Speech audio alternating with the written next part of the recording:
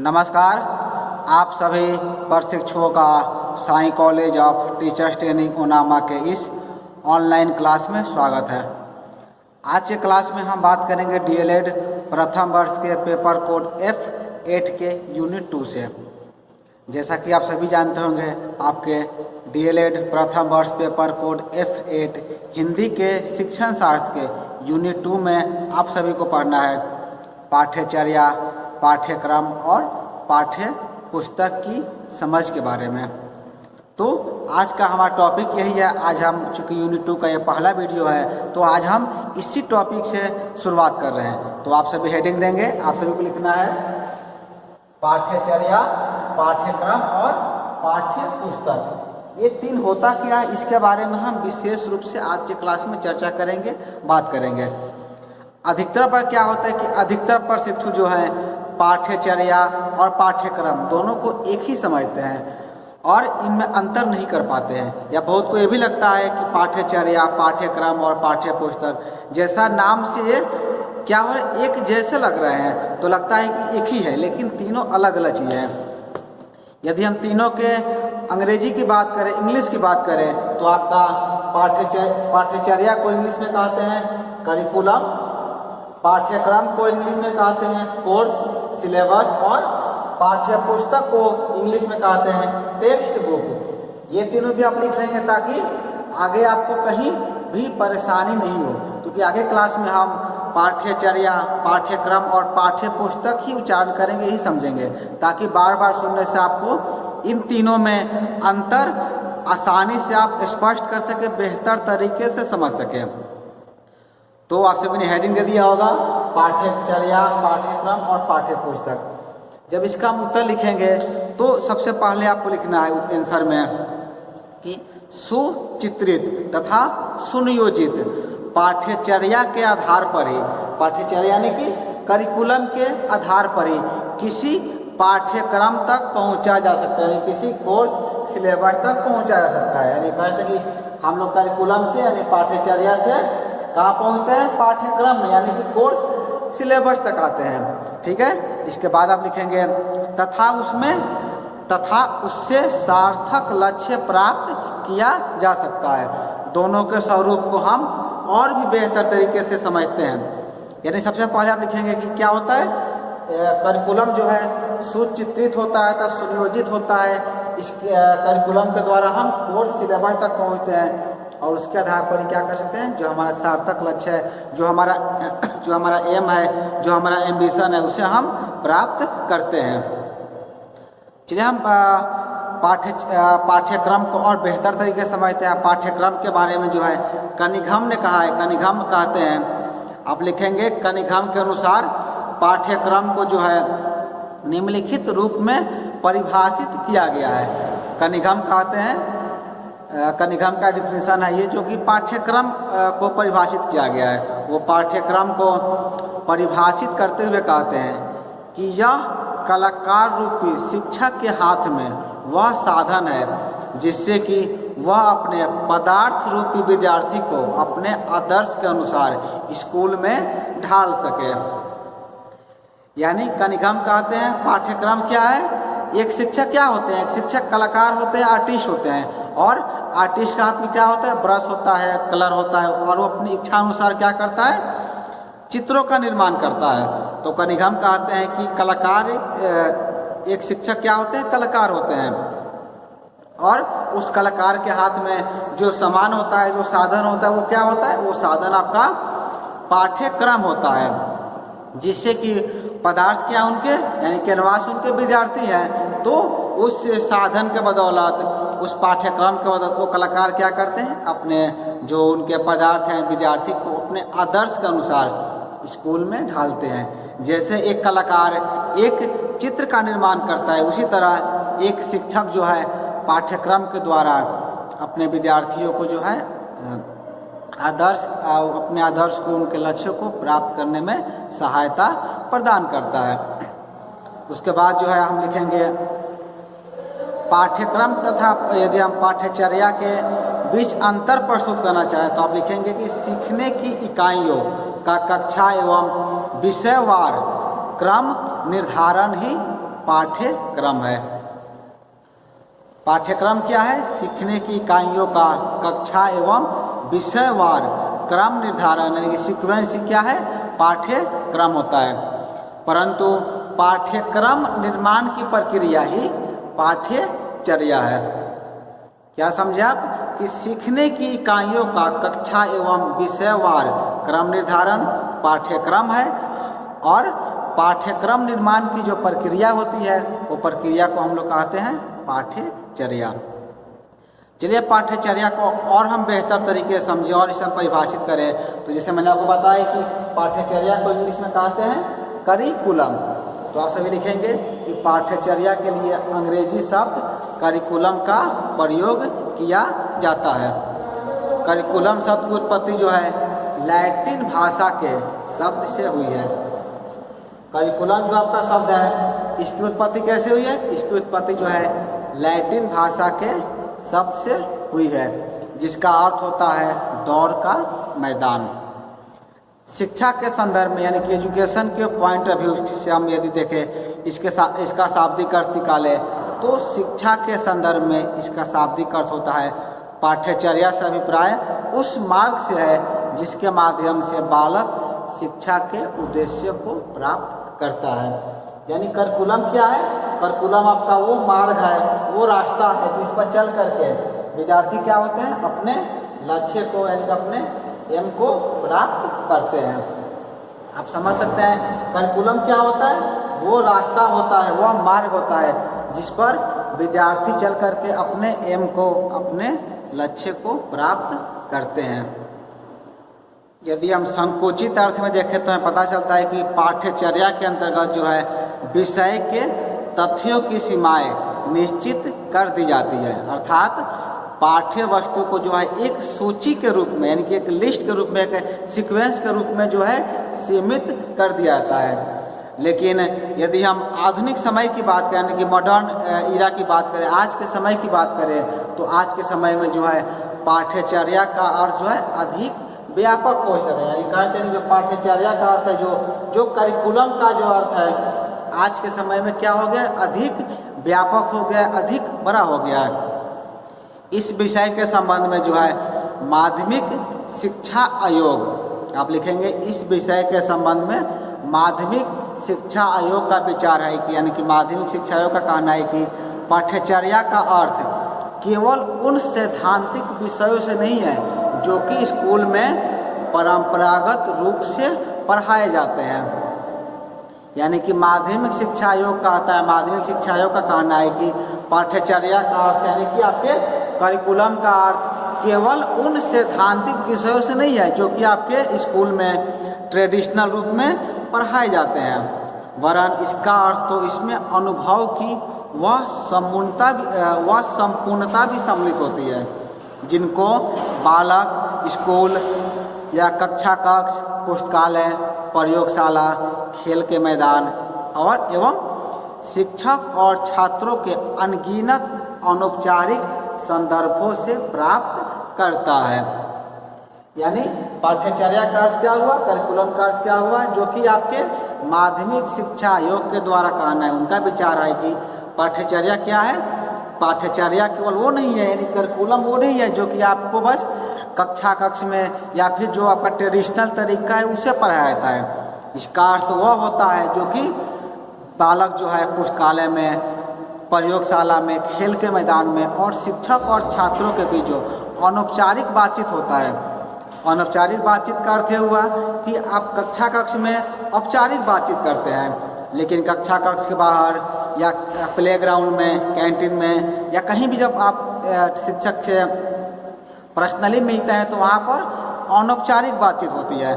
तो उस अनौपचारिक बातचीत से जो भी आप ज्ञान प्राप्त करते हैं, जो भी सीखते हैं, वो सभी आपका क्या होता है? आपके करिकुलम के, आपके पाठ्यचर्या के अंतर्गत आता है। यह विचार किसका है? यह विचार आपका है माध्यमिक शिक्षा आयोग का। इसे भी आप सभी नोट कर सकते हैं। इसके उपरांत हम लिखेंगे, इस प्रकार यदि देखा जाए तो विद्यालय का पूरा जीवन ही पाठ्यचर्या बन जाता है। यानी पाठ्यचर्या क्या होता है? विद्यालय का पूरा जीवन, यानी कि जब तक कोई छात्र जो है विद्यालय परिसर में रहता है तो जब तक वो विद्यालय परिसर में है, जब तक वो अपने शिक्षकों से, अपने सहपाठियों से बातचीत कर रहे हैं, तो पूरा जीवन जो होता है उसका वो सभी पाठ्यचर्या बन जाता है, जो कि छात्रों के सभी पक्षों को प्रभावित करता है और उनके विकास में भी सहायता प्रदान करता है। क्योंकि आप सभी जानते हैं, जब आप विद्यालय में जाते हैं, विद्यालय में जितना समय बिताते हैं आप, उतना समय आप सीखते रहते हैं। यानी यदि आपको ये लगता है कि हम विद्यालय जाते हैं तो मेरा समय की बर्बादी होती है, हमको सीख नहीं पाते हैं, तो ये आपका विचार गलत है। जितना देर आप विद्यालय में रहते हैं, जितना समय आप विद्यालय में बिताते हैं, उतना देर आप कुछ ना कुछ सीखते ही रहते हैं। ऐसा नहीं है कि आप विद्यालय में गए तो आपके समय की बर्बादी हुई या कुछ आप सीखे नहीं।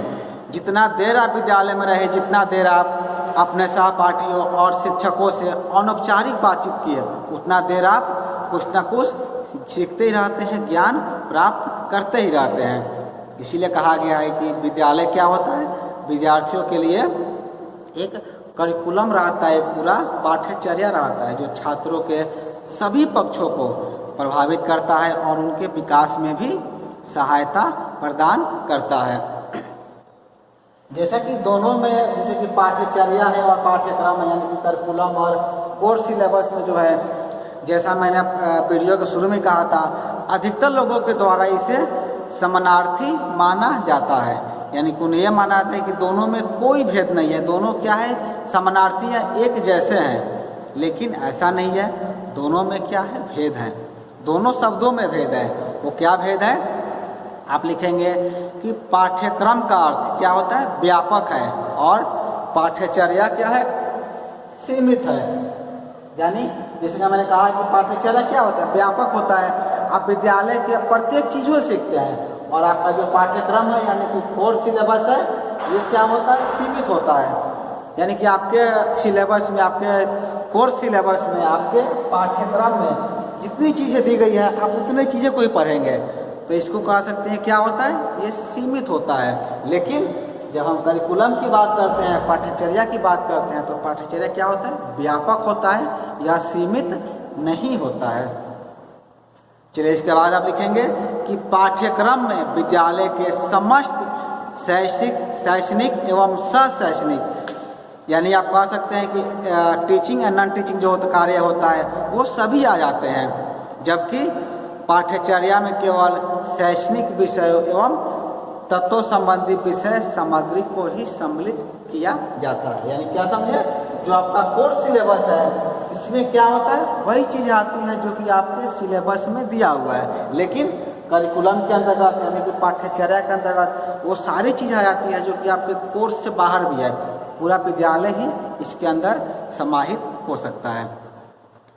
तो पाठ्यचर्या को जो है हम इस प्रकार से परिभाषित कर सकते हैं कि विषय से संबंधित शैक्षणिक इकाइयों एवं प्रकरणों का चयन एवं सुसंबद्ध संगठन ही क्या है, पाठ्यचर्या है, यानी कि आपका करिकुलम है। आपके पाठ्यचर्या और पाठ्यक्रम यानी कि करिकुलम और कोर्स सिलेबस को समझने के बाद अब हम बात करते हैं आपके पाठ्य पुस्तक के बारे में। क्योंकि आज की क्लास में हम 3 टॉपिक को बात करने वाले थे, पाठ्यचर्या, पाठ्यक्रम और पाठ्य पुस्तक। हमने 2 के बारे में तो डिस्कस कर लिया है। अब आपका तीसरा है टेक्स्ट बुक, यानी कि पाठ्य पुस्तक। तो पाठ्य पुस्तक क्या होता है, पाठ्य पुस्तक के बारे में हम समझते हैं, बात करते हैं। जैसे कि मैंने कहा ही था आपको, पाठ्य पुस्तक को जो अंग्रेजी में क्या कहता है, टेक्स्ट बुक। बुक शब्द जो है, बुक शब्द का जो है जर्मन भाषा बिक, आप चाहे तो लिख सकते हैं। जर्मन भाषा का जो एक शब्द है जिसका नाम है बिक, BECH, इसको बोलते हैं बिक। बिक शब्द जो है जर्मन भाषा का शब्द है, जिसका अर्थ क्या होता है, वृक्ष होता है। इसका अर्थ होता है वृक्ष। ये जर्मन भाषा का शब्द है जिसका अर्थ होता है वृक्ष। तो वृक्ष से जो है क्या हुआ है, बिक से जो है बुक शब्द का निर्माण हुआ है। फ्रांसीसी भाषा में जो है इसका अर्थ वृक्ष की छाल भी लिया जाता है। भारत में जो है पुस्तक के लिए प्राचीन काल में ग्रंथ शब्द का प्रयोग किया जाता था। पहले क्या होता, पहले प्राचीन काल में हम लोग ग्रंथ शब्द का प्रयोग करते थे। यानी कि आपके बुक के लिए, किताब के लिए क्या होता था, प्राचीन भारत में ग्रंथ शब्द का प्रयोग किया जाता था। ग्रंथ का जो है शाब्दिक अर्थ होता है गूंथना और बांधना। ग्रंथ का क्या शाब्दिक अर्थ होता है? ग्रंथ का शाब्दिक अर्थ होता है गूंथना या फिर बांधना। तो ये तो आपके पास बुक के बारे में, आज जैसे कि आपका आज हम लोग पढ़ना है पाठ्य पुस्तक। तो यदि हम पाठ्य पुस्तक यानी कि टेक्स्ट बुक की परिभाषा के बारे में बात करें, डिफिनेशन के बारे में बात करें, तो सबसे पहले जो हम बेकन पाल की परिभाषा आप सभी के बीच साझा करना चाहेंगे, शेयर करना चाहेंगे। बेकन पाल कहते हैं, बेकन पाल आप लिखेंगे बेकन पाल के शब्दों में पाठ्य पुस्तक यानी कि आपका टेक्स्ट बुक जो है कक्षा शिक्षण के लिए प्रयोग के लिए रचित वह पुस्तक है जो सावधानी के साथ उस विषय के विशेषज्ञ द्वारा तैयार की जाती है, जो कि सामान्य शिक्षण युक्ति से भी संपन्न होती है। यानी टेक्स्ट बुक की परिभाषा क्या लिखेंगे? पाठ्य पुस्तक की परिभाषा में आपको लिखना है कि पाठ्य पुस्तक कक्षा शिक्षण के प्रयोग के लिए रचित वह पुस्तक है जो इस सावधानी के साथ यानी कि केयरफुलनेस के साथ उस विषय के विशेषज्ञ द्वारा तैयार की जाती है, जो कि सामान्य शिक्षण युक्ति से संपन्न होती है। चलिए एक और परिभाषा है जो कि गुड के द्वारा दिया गया है। गुड के शब्दों में यदि हम समझना चाहें तो गुड कहते हैं कि एक निश्चित पाठ्यक्रम के अध्ययन के प्रमुख साधन के रूप में शैक्षणिक स्तर पर प्रयुक्त करने के लिए एक निश्चित विषय पर व्यवस्थित ढंग से लिखी पुस्तक पाठ्य पुस्तक कहलाती है। गुड क्या कहते हैं? गुड कहते हैं कि निश्चित पाठ्यक्रम यानी जो आपका पाठ्यक्रम है, जो आपका क्या है पाठ्यक्रम यानी जो आपका कोर्स सिलेबस है, कोर्स सिलेबस से संबंधित टॉपिक पर या विषय पर एक निश्चित क्रम में एक सीक्वेंस के अनुसार जो बातें लिखी गई रहती है, व्यवस्थित ढंग से लिखी गई पुस्तक को, लिखी गई किताब को या लिखी गई आप कह सकते हैं कि ग्रंथ को क्या कहते हैं? पाठ्य पुस्तक कहते हैं। इसके उपरांत आप लिखेंगे एक दो परिभाषा और आपके सामने हम साझा करना चाहेंगे, ताकि जब आप 2-3 परिभाषा आपके मस्तिष्क में रहेगा तो जो भी आपको याद आएगा उसे आप परीक्षा के दरमियान यूज कर सकते हैं, परीक्षा के दौरान लिख सकते हैं। आप लिखेंगे तीसरा परिभाषा जो है, जो कि हॉल आर डगलस के अनुसार दिया गया। हॉल आर डगलस कहते हैं कि शिक्षकों के बहुमत ने अंतिम विश्लेषण के आधार पर पाठ्य पुस्तक को वे क्या और किस प्रकार पढ़ाएंगे की आधारशिला बताया है। उसके बाद आप लिखेंगे प्रोफेसर हेरो लिकर के अनुसार। प्रोफेसर हेरो लिकर के अनुसार वो कहते हैं कि पाठ्य पुस्तक ज्ञान के विभिन्न तत्वों, आदतों, भावनाओं, क्रियाओं तथा अभिरुचियों का पुंज है। हेरो किलर के अनुसार हेरो किलर क्या कहते हैं? पाठ्य पुस्तक क्या है? ज्ञान के विभिन्न तत्वों, आदतों, भावनाओं, क्रियाओं तथा अभिरुचियों का एक पुंज होता है। चलिए एक अंतिम परिभाषा हम आप सभी के बीच शेयर करना चाहेंगे, जो कि मुझे याद आ रहा है।